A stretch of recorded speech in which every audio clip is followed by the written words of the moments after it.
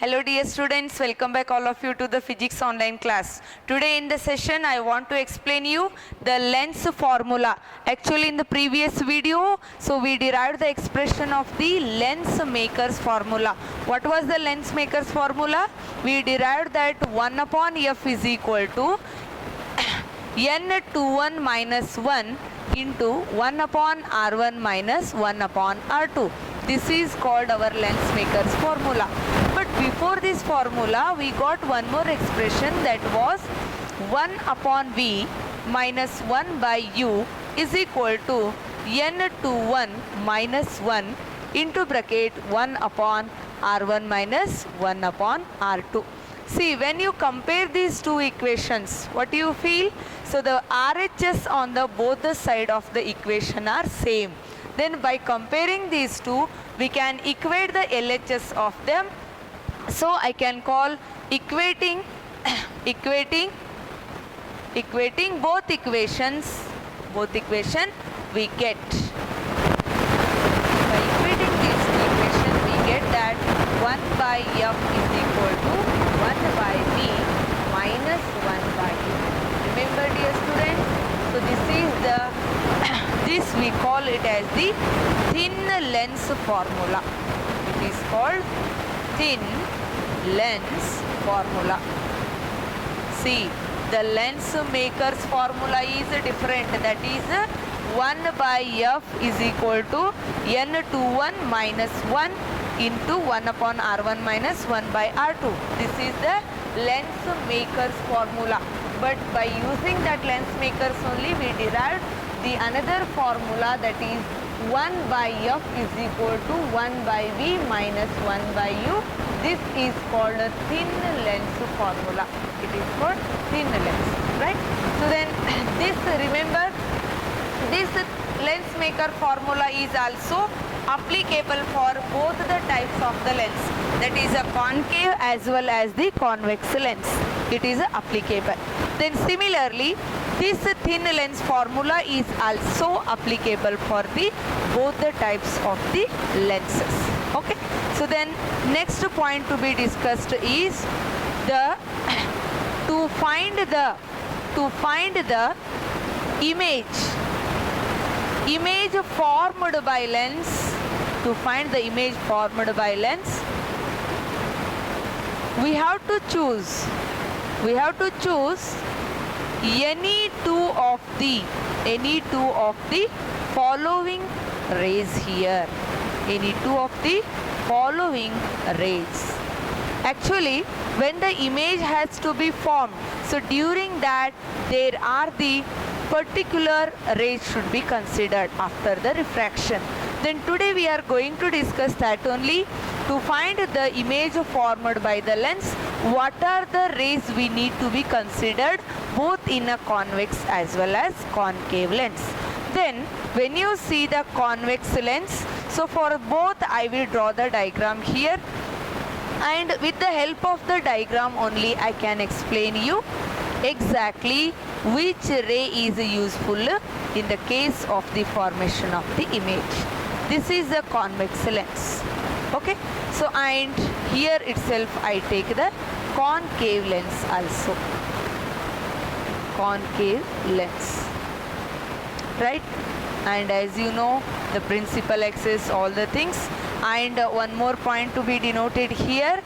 In the previous class, I told you that every lens consisting pair of the principal focus we call as the principal foci or conjugate foci, and that can be denoted either by f1 and f2, or you can also represent that by f and f dash. You can also represent them as a f and f dash. Am I clear? So for this, the rays to be considered are, assume here is the object. Here is the object. I call it is the AB.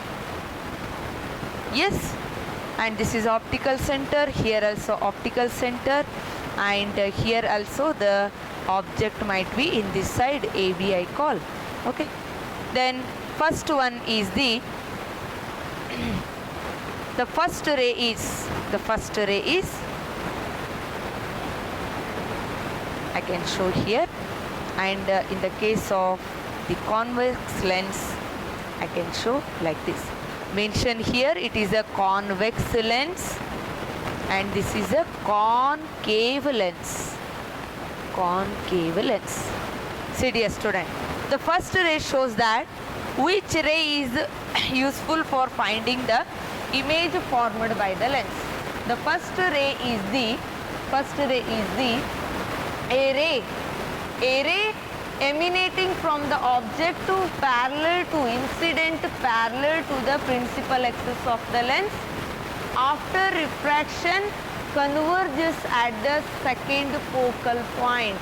Converges at the second focal point in a convex lens, or appears to be coming from the first principal focus in the concave lens. In the concave, the first ray which is used here is a ray which is parallel. You can see here this ray is parallel to the principal axis. After the refraction through the lens, that will converge in the second focal length in convex lens, and here if you see means in the concave it appears to be coming from the first principal focus in the concave lens. This ray can be considered. Then second ray you can say the ray which is passing through the optical center. A ray which is passing through the optical center emerges without any deviation after the refraction. A ray which is passing through the optical center emerges without any deviation after the refraction. See, you can see when the ray passes through the optical center, it has no deviation, right? So that also can be considered. Then the last ray is the ray which is passing through the first principal focus. I can take here, so little bit here, F and the F dash, right? A ray which is passing through the first principal focus in the case of convex, after refraction that travel parallel to the principal axis. See, it is just reverse of the first ray. First ray to incident parallel and after refraction converged at the F dash. And here this ray is passing through the first principal focus. After the refraction, it is traveled. It is traveled parallel to the principal axis in a convex lens. But in the case of this, a ray which is appears to be passing through here from the passing the ray, that also same thing, a ray which appears to be incident at the principal focus, incident at the second principal focus, that after refraction travels parallel to the principal axis. Yes, so this is what the rays out of 3, any 2 rays are considered for the image formation. If you consider these 2 rays, then here when they coincide each other, here the image will be formed. If you consider these 2, then also image will be formed. If you consider first and the third one, there also image formation can be done. Yes, I hope you understood, right?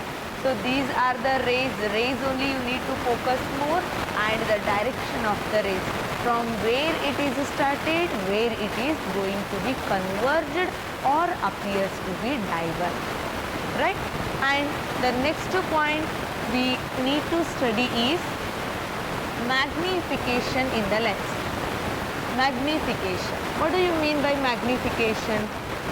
When magnification of a lens, when the distance of the object is changed from the lens. Suppose the object AB I have kept here. If you increase the distance or decrease the distance, accordingly the size of the image also changes. Therefore, every lens has its own magnification, and the magnification of the lens is represented by a letter m. Then the m is given as h dash upon h. The formula obtained here is h dash upon h. This is called as the size of image. Size of image to the size of the object. It is size of an image to the size of the object. Or you can also say the magnification of a lens is equal to the ratio of the height of the image to the height of the object. Here h dash is taken to be size or the height of the image, and the h is taken to be size or height of the object. The same formula again we can write in terms of the object and image distance also. Therefore, the magnification of the lens is taken to be m is equal to v by u. That means it is the ratio of the image distance to the object distance. Am I right? And I hope you are understanding my point. And see, dear students, for a convex lens with the real image, when the image is real, therefore m value will be negative. Remember, dear students, after solving the formula or the numerical, if you get a m value as a negative, remember that shows that the image formed in the process is the real and the inverted image. Then if the m value is a positive, then it says that the image obtained is virtual and the erect image. Image obtained is the virtual. If m is negative, then here real and inverted image will be formed.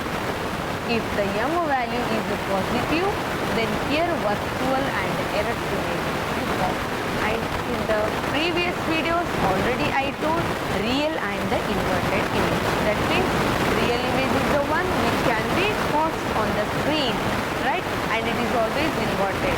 Virtual image is the one which we can't bring on the screen. Yes, so that we call a virtual image, right? And if m value is greater than 1, remember, after the solving the numericals, if you get m value is greater than 1, that shows that it is a magnified image. It's a magnified image. Then if m value is less than 1, that also shows you it is a diminished or it is a small image. Yes, so these are the representation for the m. It is based on the value of the m which is going to be derived after the solving the numerical. Yes, I hope you understood this point. Right. Then the next point we have to study is the power of the lens. Very important for the 1 mark. Repeatedly on this concept also one question will come. How the power of the lens is related to its focal length. How the power, or sometime it might be what is the value of the lens or the focal length of the lens if its power is a dash dash. Whatever value they give, accordingly you need to find out its focal length, right? Then let us talk first about the power of a lens. Power of lens. What is the meaning of power of lens?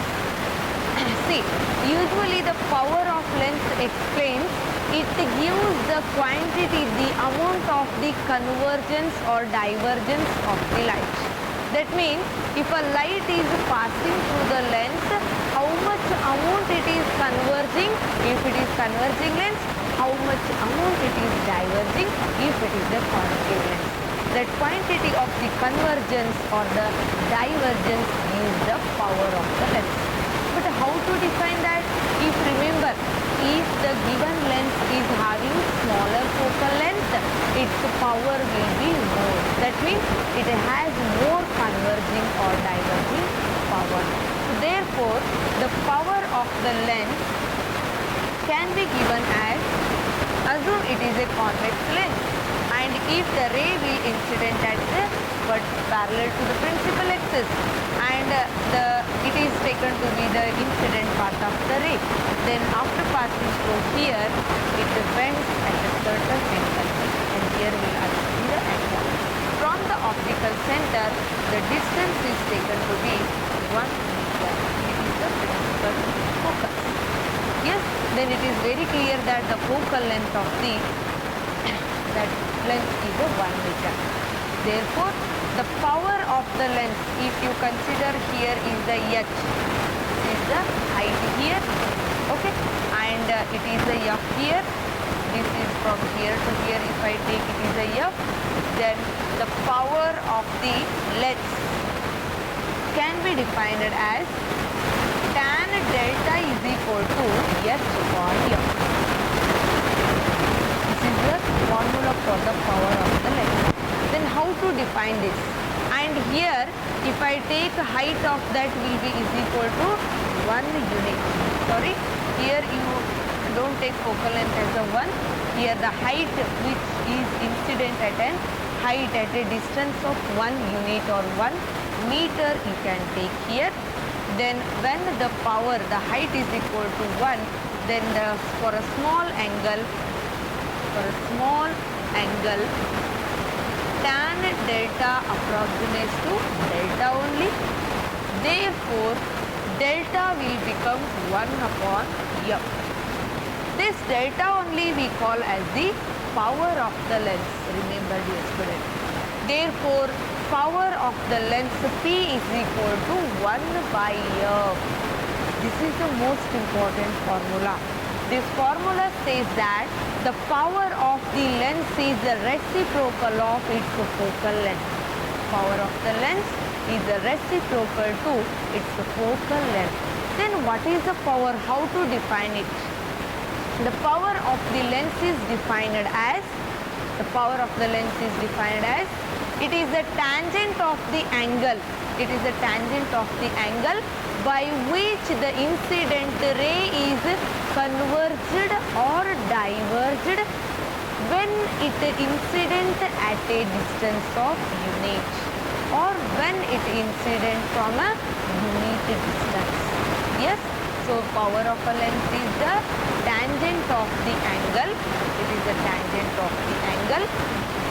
It is a tangent of the angle for which it is converged or diverged when it is incident at the unit distance from optical center, and that also incident at the distance of the unit, that means 1 meter from where? From the optical center.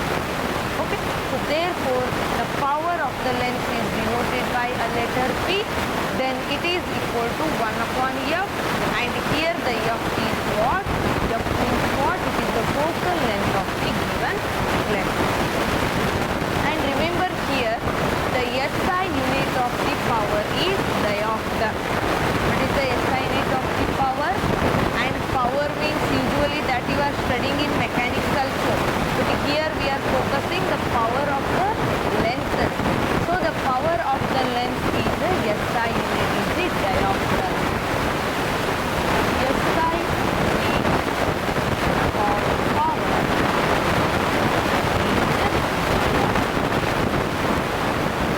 diopter and denoted by a letter capital D. Then 1 diopter is equal to how much? It is equal to 1 per, because power P is equal to 1 upon f. Know this. And if the diopter is 1 D, then the focal length will be 1 per meter. Yes, so I hope you understood. And remember dear students, the power value is, power is positive for convex lens, positive for convex lens, and power is negative for, it is negative for concave lens. That means the power is equal to minus. It becomes minus for the power of the concave lens is a negative, then power of the convex will be positive. Because already you know that focal length of the concave is a negative and the focal length of the convex lens is a positive. Then accordingly which focal length it is, accordingly we get the power of the lens. I hope you understood the concept. Am I clear, dear students? And see, in this point up to now whatever we discussed, lens formula, that means firstly lens maker's formula, that is 1 by f is equal to n21 minus 1 into 1 by r1 minus 1 by r2. Next, using that we derived thin lens formula, that is 1 by f is equal to 1 by v minus 1 by u. Then the lens formula, then we defined what is the magnification, how it is changing. If the value of the magnification m is changing, what type of the image and we can call it. Then the power of the lens, it is a 1 mark most important question, and the power of lens, how to define that, what is its formula. Then the power of the lens is the reciprocal of the focal length, and what is the SI in it, what will be the sign for the convex and concave lens for the power. Yes, and now let us discuss the one more last very important derivation of the chapter, that is the combination of the thin lenses. Combination of the thin lenses. Here we derive one formula, that is the effective focal length and effective power formula. The last CDS student, up to now in the ray optics we discussed the actually three. Up to now means three important derivation. The first 5 marks important is refraction through the single spherical surface, that is n2 upon v minus n1 by u is equal to n2 minus n1 by r. This is the first important expression. Second one, what we derived now, that is the length maker's formula, 1 by f is equal to n21 minus 1 into 1 by r1 minus 1 by r2. Then now we are going to derive the third important derivation, that is the combination of the thin lenses. Here we derive the total focal length, or it is also called effective focal length and effective power of the combination of the number of the lenses. See, then why we need to study this? Up to now whatever we discussed, it is related to the single lens. Then the question comes, will the single lens only carry all the work? Will it do everything? No. Then in such a case what we need to do? We have to combine more than 2 or the 3 lenses together. And when 3 or 4 or n number of the lenses are kept in a contact or they are combined, then the total power and the total focal length we need to calculate. Yes, so therefore we need to derive this expression.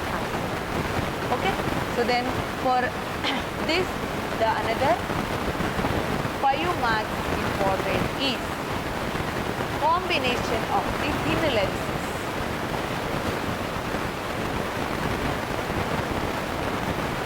Thin lenses.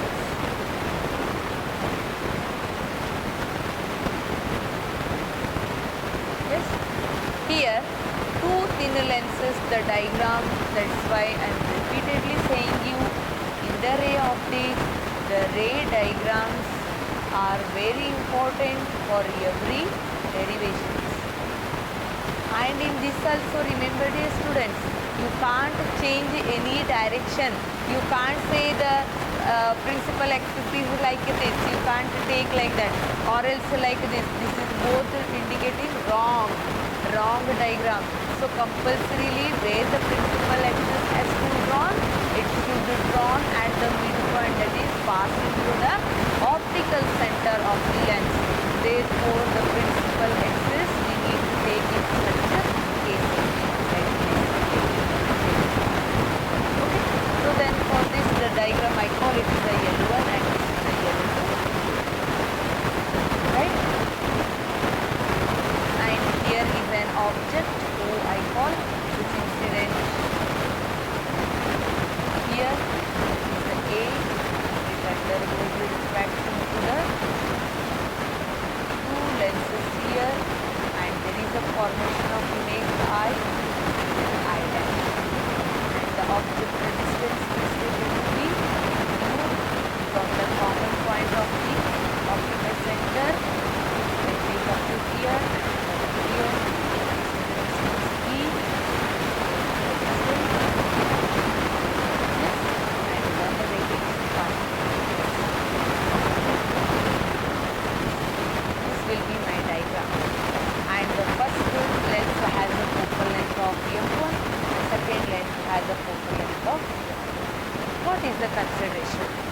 consider two thin convex lenses L1 and L2 kept in a contact.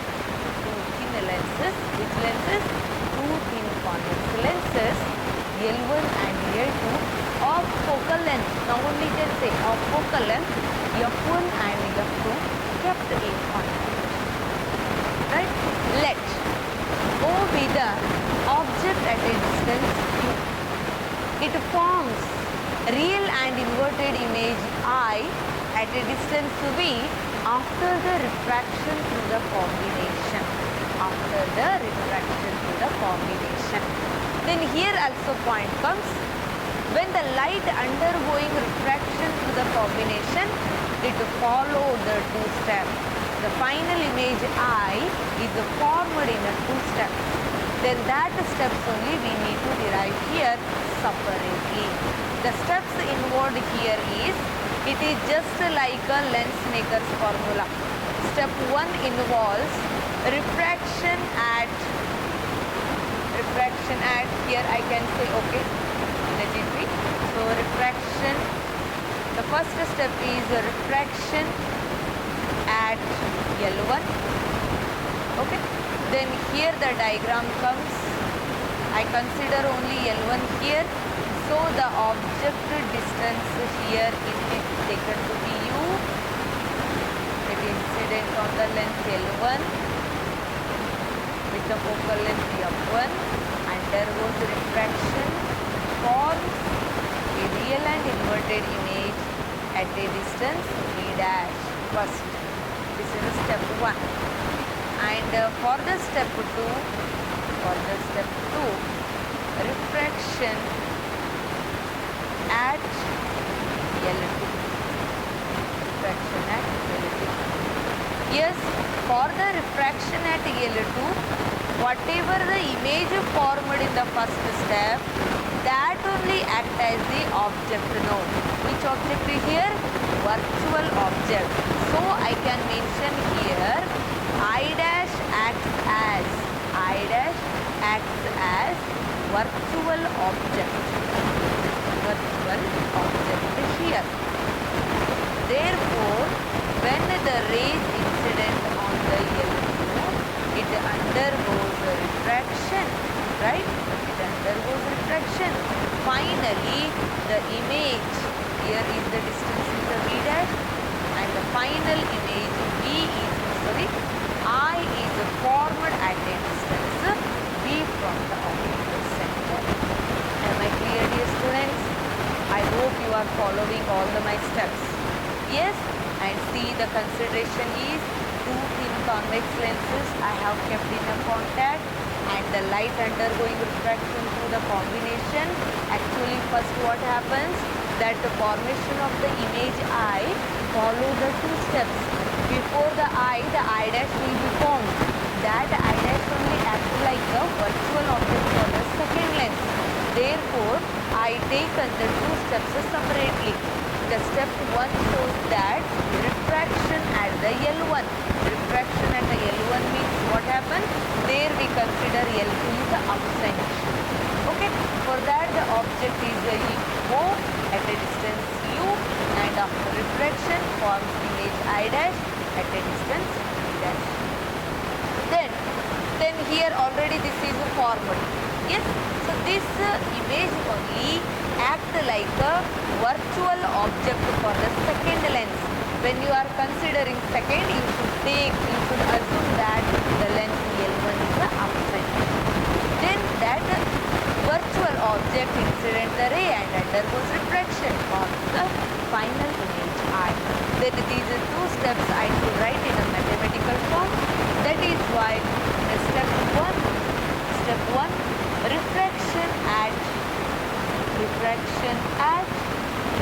L1 using which formula I use now? Using lens formula.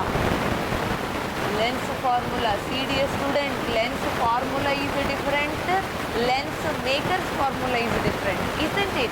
Lens formula means which one? That 1 by F is equal to 1 by V minus 1 by U. This is the lens formula or thin length formula. Yes, so then using this I apply this formula to the first lens and the second lens.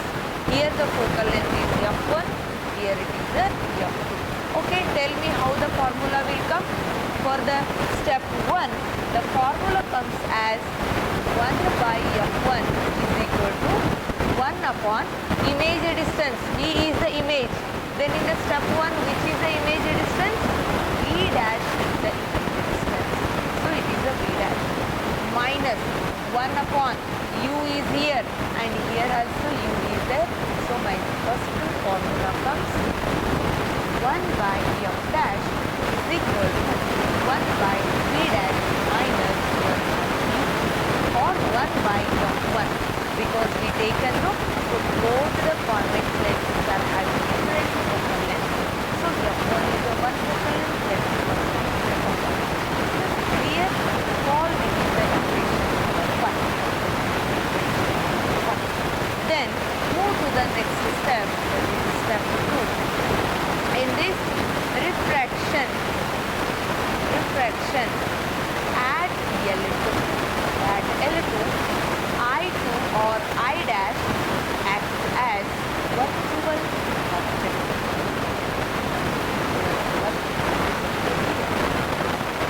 Therefore, if I apply the same length formula to the step 2 here, tell me what is the object distance here? Object distance is V dash, image distance is V, and the focal length is f2.